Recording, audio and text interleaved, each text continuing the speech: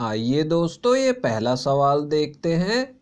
यदि कोई धनराशि साधारण ब्याज की एक निश्चित दर से 7.5 वर्षों में 4 गुना हो जाती है, तो वही धनराशि समान दर से कितने वर्षों में 9 गुना हो जाएगी, हमें बताना है दोस्तों।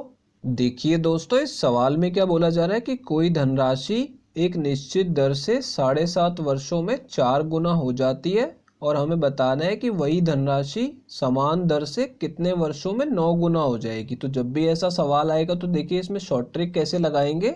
यहाँ पे मैं आपको शॉर्ट ट्रिक बता देता हूँ क्या लगेगी। m-1 और इसे भाग करेंगे n-1 से और गुणा करेंगे समय से, यानी कि t से। अब देखिए दोस्तों, ये m और n क्या है। यहाँ पे हमें बताया गया कि धनराशि 4 गुना हो जाती है और हमसे पूछा गया है कि वो 9 गुना कितने समय में हो जाएगी। ठीक है, तो यहाँ पे जो हमसे पूछा जाएगा वो m की वैल्यू होगी और यहाँ पे हमें बताया गया कि 4 गुना है। ठीक है, तो यहाँ पे n की वैल्यू 4 हो जाएगी। ठीक है, अब इसमें वैल्यू डाल के इसे सॉल्व कर लेते हैं। तो देखिए m की वैल्यू 9 है, तो मैं यहाँ पे लिख दूंगा 9 - 1 और नीचे यहाँ पे n की वैल्यू 4 है, तो यहाँ पे 4 - 1 लिख लेंगे। और देखिए दोस्तों, समय कितना दिया गया, 7.5 वर्ष का दिया गया। ठीक है, तो इसे आसानी से सॉल्व करने के लिए मैं यहाँ पे इसे 15/2 लिख दूंगा। ठीक है, 7.5 को हम 15/2 लिख सकते हैं।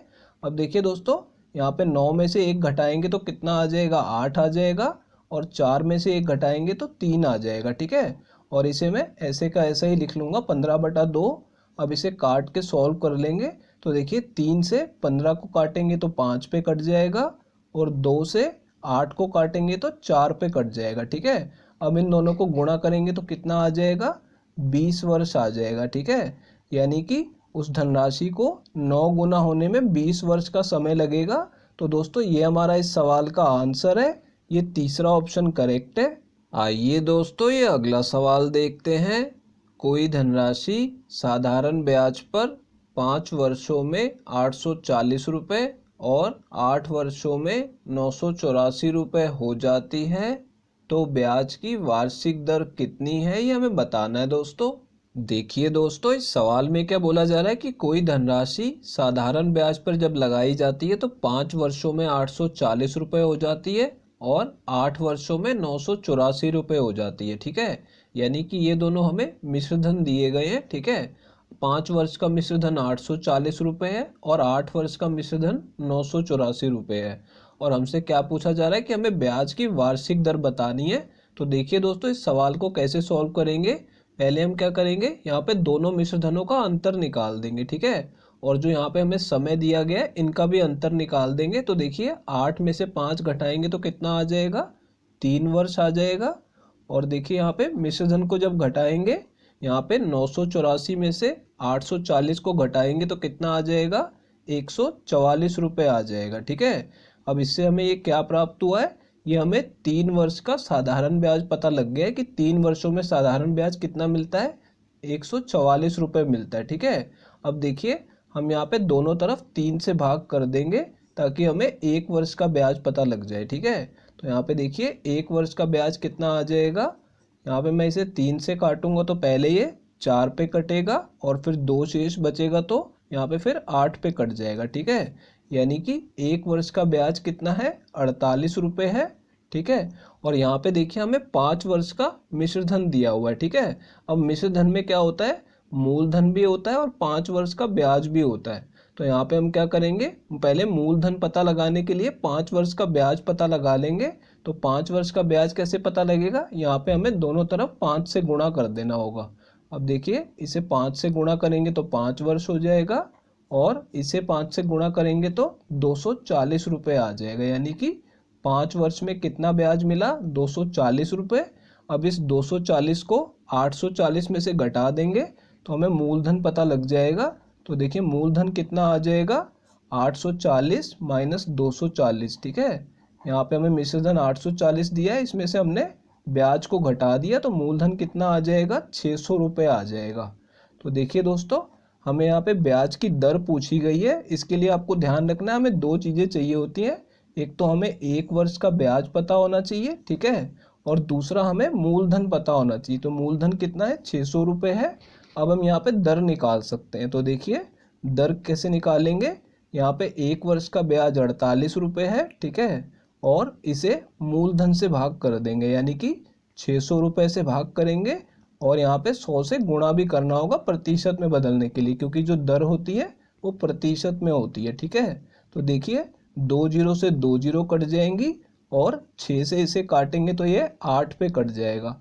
तो कितनी दर आ गई, 8% वार्षिक दर आ गई, ठीक है। तो दोस्तों ये हमारा इस सवाल का आंसर आ गया है, ये चौथा ऑप्शन करेक्ट है। आइए दोस्तों ये अगला सवाल देखते हैं। कोई धनराशि साधारण ब्याज की एक निश्चित दर से 5 वर्ष के लिए निवेश की गई। यदि ब्याज की दर 1% बढ़ा दी जाए तो ब्याज 225 रुपये अधिक प्राप्त होगा। तो वह धनराशि कितनी है, ये हमें बताना है दोस्तों। देखिए दोस्तों इस सवाल में क्या बोला जा रहा है कि कोई धनराशि साधारण ब्याज की एक निश्चित दर से 5 वर्षों के लिए निवेश की गई है, ठीक है। और यहाँ पे क्या बोला जा रहा है कि यदि ब्याज की दर 1% बढ़ा दी जाए, यानी कि जो पुरानी दर है उसमें 1% की वृद्धि कर दी जाए, तो जो ब्याज प्राप्त होगा वो 225 रुपये अधिक प्राप्त होगा। यानी कि 5 वर्ष बाद पहले जो ब्याज प्राप्त होना था उससे 225 रुपये अधिक प्राप्त होगा, क्योंकि दर को 1% बढ़ा दिया गया, ठीक है। तो हमसे वो धनराशि पूछी जा रही है जो निवेश की गई है। अब देखिए दोस्तों इस सवाल में शॉर्ट ट्रिक कैसे लगाएंगे। यहाँ पे जो दर है वो 1% बढ़ाई गई है, और जो दर होती है वो वार्षिक होती है, यानी कि 1 वर्ष की होती है। तो अगर हमने 1% की वृद्धि कर दी है और 5 सालों के लिए पैसा निवेशित रहा है, ठीक है, तो यहाँ पे हमें ब्याज कितने प्रतिशत अधिक मिलेगा, 1 का गुणा 5 में कर देंगे, ठीक है। तो देखिए हमें यहाँ पे 5% ब्याज अधिक मिलेगा, ठीक है। ये आपको ध्यान रखना है, क्योंकि 1% की वृद्धि हुई है और 5 साल की समय अवधि है, ठीक है। तो यानी कि हमें ब्याज 5% अधिक मिलेगा। और यहाँ पे क्या बोला जा रहा है कि ब्याज जो है 225 रुपये अधिक प्राप्त होगा, यानी रुपयों में कितना अधिक प्राप्त होगा, 225 रुपये अधिक प्राप्त होगा।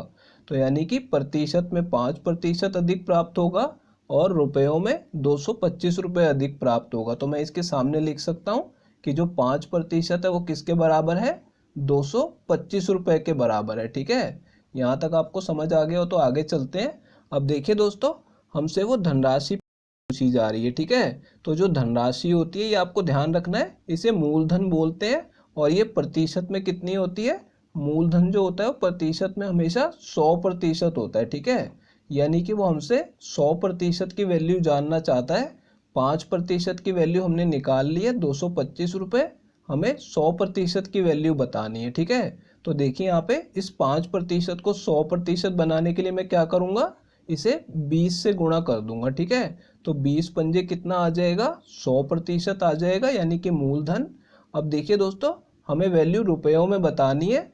अगर मैंने इस तरफ 20 से गुणा किया तो दूसरी तरफ भी मैं 20 से गुणा कर दूंगा, ठीक है। तो देखिए जब इसे 20 से गुणा करेंगे तो कितना आ जाएगा, 225 को 2 से गुणा करेंगे तो कितना हो जाएगा, 450, और ये जीरो बची हुई तो जीरो भी लगा देंगे, ठीक है।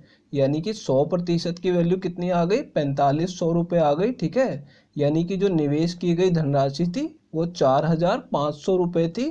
तो दोस्तों ये हमारा इस सवाल का आंसर है, ये पहला ऑप्शन करेक्ट है। दोस्तों अगर ये वीडियो आपको पसंद आई हो तो इसे लाइक कर दीजिए, और दोस्तों अगर आप लोग चैनल पे नए हैं तो चैनल को सब्सक्राइब जरूर कर लीजिएगा, और दोस्तों नोटिफिकेशन बेल को दबाना बिल्कुल मत भूलिएगा। तो दोस्तों इस वीडियो को यहीं ख़त्म करेंगे, आपसे मिलते हैं अब अगली वीडियो में।